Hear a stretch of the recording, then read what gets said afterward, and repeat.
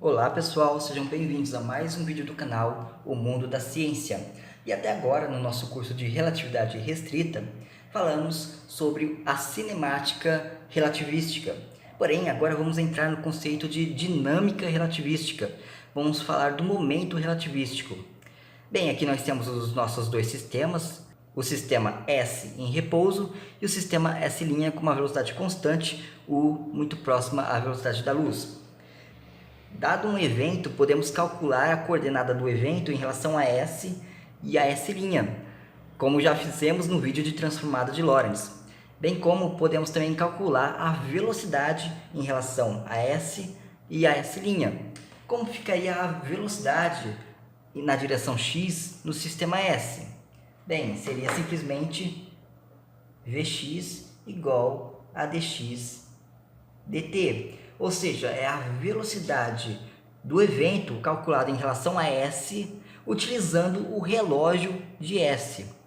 Podemos também calcular um V'x, que será dx' sobre dt', que seria a velocidade do evento calculado no sistema S' e utilizando o relógio do sistema S'. Podemos chamar esse dt' de dt0, que é o tempo próprio, como já vimos no vídeo de dilatação temporal. E, portanto, o dt é igual a um gama dt0. Essa é a dilatação temporal que estudamos em vídeos passados. O tempo próprio, como já discutimos, é o tempo medido pelo relógio do observador em S', que é o referencial que está em movimento. Bem, podemos juntar essas duas coisas e calcular a chamada velocidade própria. A velocidade própria é uma velocidade calculada em relação a S, porém usando o relógio de S'. Então a velocidade própria, que é definida pela letra eta, letra grega eta, vai ser igual a um dx dt0. Então essa é a chamada velocidade própria, no caso a velocidade própria na coordenada x. Ou seja, é uma velocidade em relação ao sistema S, porém com o tempo medido em relação a S'. Explicando de uma outra maneira, é como se eu pegasse aqui, se eu medisse um comprimento, ΔX, em relação ao sistema S, mas na hora de cronometrar o tempo, eu pegasse um relógio do sistema S'. Aí eu faço um ΔX, ΔT' ou ΔT0. Bem, então sabemos que dt é igual a gama dt0 e, portanto, dt0 é igual a dt sobre gama. E podemos jogar isso aqui no lugar de dt0. Então fica que gama vezes dx sobre dt. Mas nós sabemos que o dx é a velocidade Vx em relação ao sistema S. Então, seria gama Vx. Então, o etax, que é a velocidade própria, é igual ao gama vezes o Vx, que é a velocidade medida em relação ao sistema S. Bem, o que fizemos até agora foi o caso unidimensional, ou seja, apenas para a coordenada x. Mas podemos expandir esse conceito para todo o espaço-tempo, para o espaço quadridimensional. No espaço-tempo quadridimensional, temos o quadrivetor posição, definido por um x'mi igual às coordenadas x, y, z e ct. Essas são as coordenadas do quadrivetor posição. Podemos então definir uma velocidade própria quadridimensional.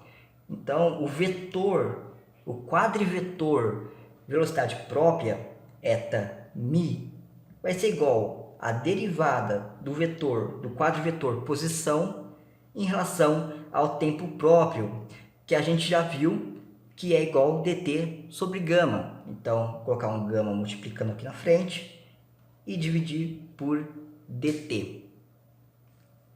Isso é igual, então, a gama vezes o Vx que é coordenar a velocidade em x, o vy, o vz e, por fim, c, que é a velocidade da luz.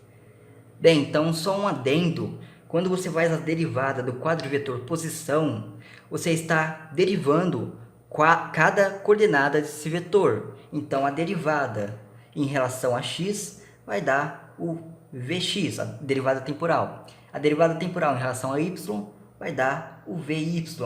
A derivada temporal em relação a z vai dar a velocidade em z. Já a derivada temporal de ct, bem, a derivada temporal de t em relação a t vai dar 1. Então, fica somente c, que é uma constante, sai da derivada. Bem, então esse é o quadrivetor velocidade própria.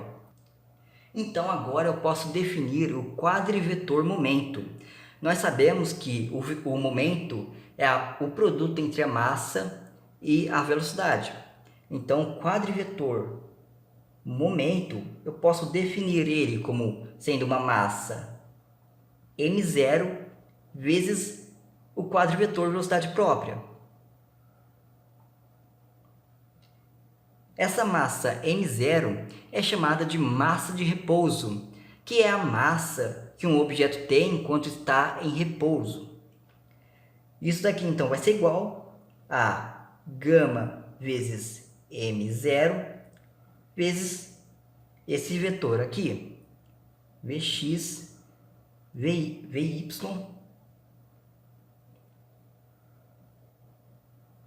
vz e c. Então, esse é o vetor, é o quadrivetor momento.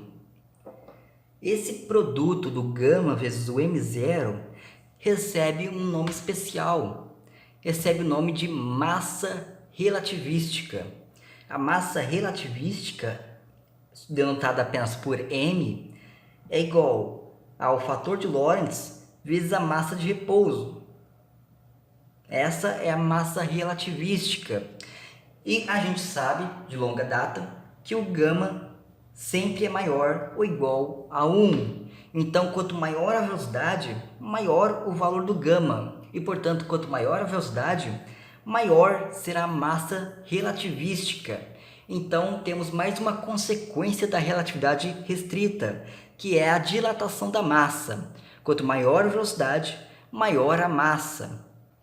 Então, chamando esse produto gama vezes m0 de m, podemos melhorar essa fórmula e falar que o momento, o quadrivetor momento, é igual a m vx, m vy,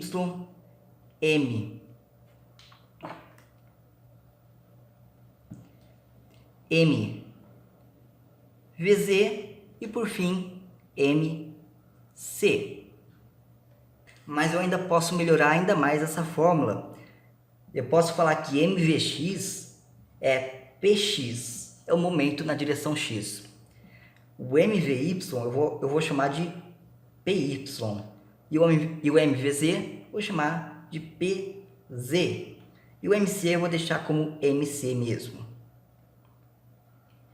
Esses três primeiros termos, o px, o py e o pz, formam o vetor momento, o momento tridimensional que conhecemos lá na mecânica clássica. Então, esse subvetor px, py e pz é o vetor momento tridimensional da mecânica clássica. Então, eu posso definir o quadrivetor momento relativístico como sendo o vetor momento P da mecânica clássica não relativística mais um termo mc.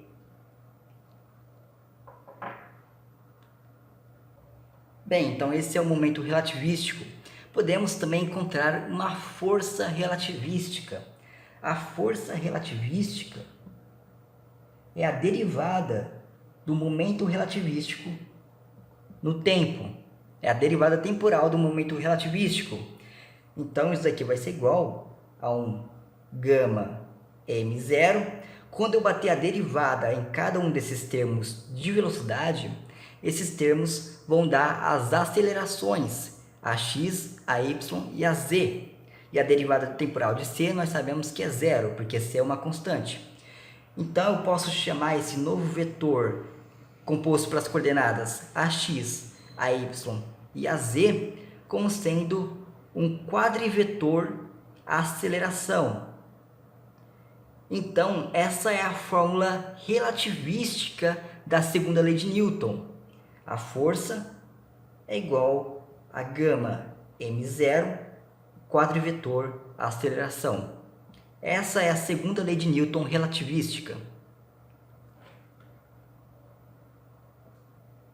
Então, só para completar a definição, eu posso definir o quadrivetor aceleração como sendo a aceleração comum da mecânica não relativística, formado de ax, ay e az, mais zero, mais um termo nulo, que seria a derivada temporal da velocidade da luz.